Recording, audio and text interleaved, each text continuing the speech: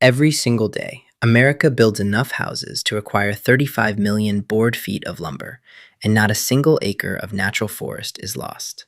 That's not an exaggeration. That's not greenwashing.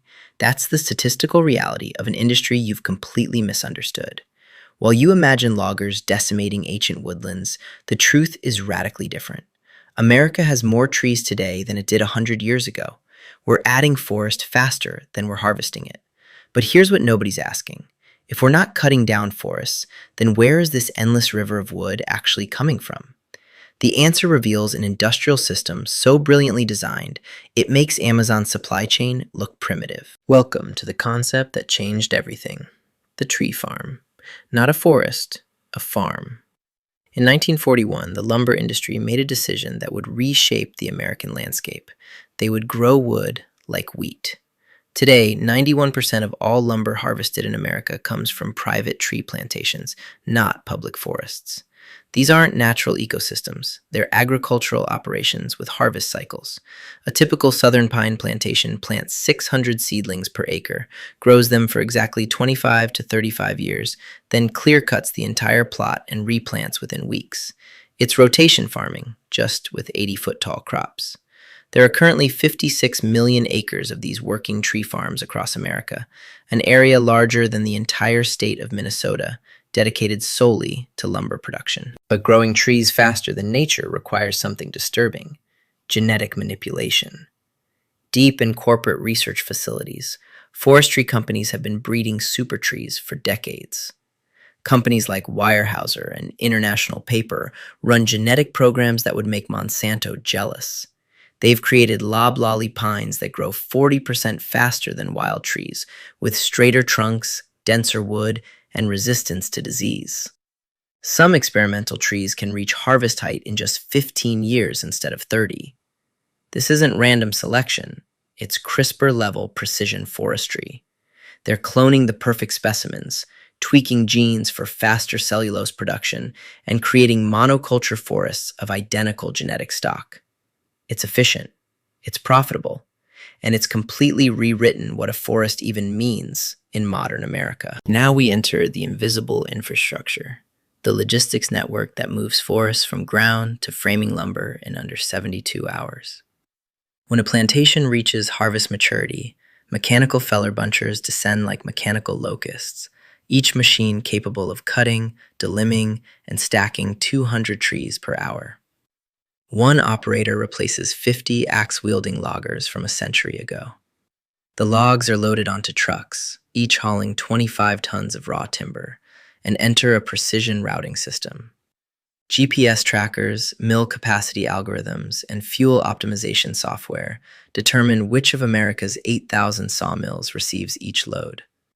The average log travels 87 miles from stump to saw.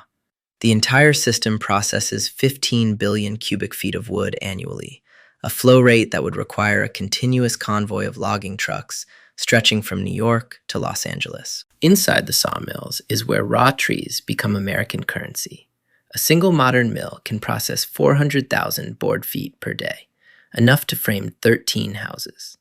The logs enter scanning systems that use lasers and AI to determine the optimal cutting pattern for maximum yield. Computer-controlled saws make cuts precise to 1/16 of an inch, extracting every usable fiber. What can't become dimensional lumber becomes engineered wood products: OSB, plywood, particle board. What can't become that becomes wood chips for paper. What can't become that becomes fuel pellets to power the mill itself. Zero waste. The economics are staggering. The U.S. lumber and wood products industry generates $114 billion annually and employs over 400,000 people directly. That's more than the entire American coal mining industry. Here's the twist that breaks everyone's brain. This system is actually carbon negative. Every harvested tree is replaced by 1.3 seedlings on average. Those young, fast-growing trees absorb CO2 at rates 3 to 4 times higher than mature forests. The harvested lumber locks carbon into buildings for decades. The average American house stores 20 tons of carbon in its wood framing. Meanwhile, natural forests have expanded.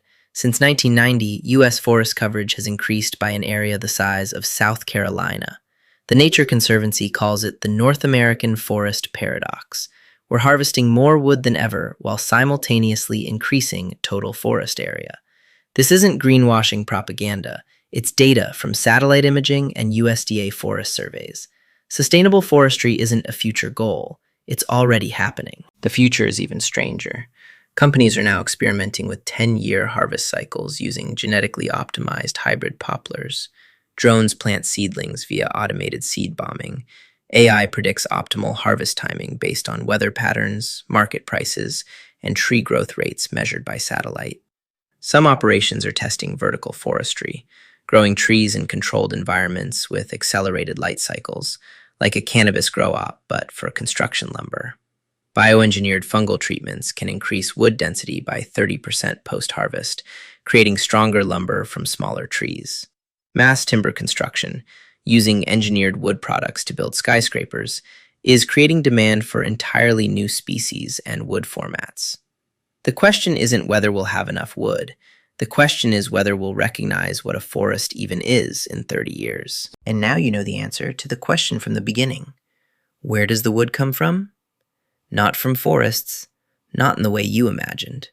It comes from agricultural operations disguised as woodlands, from genetic laboratories, from logistics networks as sophisticated as any tech company, from an industrial system that's quietly carbon negative while supplying the literal framework of American life. The trees in your walls were planted intentionally, grown on a schedule, harvested by algorithm, and replaced before you moved in. America isn't cutting down forests to build houses. America is farming construction materials on a continental scale. The real lie wasn't that we're destroying forests. It's that we ever thought lumber came from nature at all. If this completely changed how you see the homes around you, do me a favor and hit that like button. It genuinely helps others discover this. And if you're curious what else you've misunderstood about the hidden systems running our world, subscribe. I dig into these stories because they matter, and I'd love to have you here for the next one.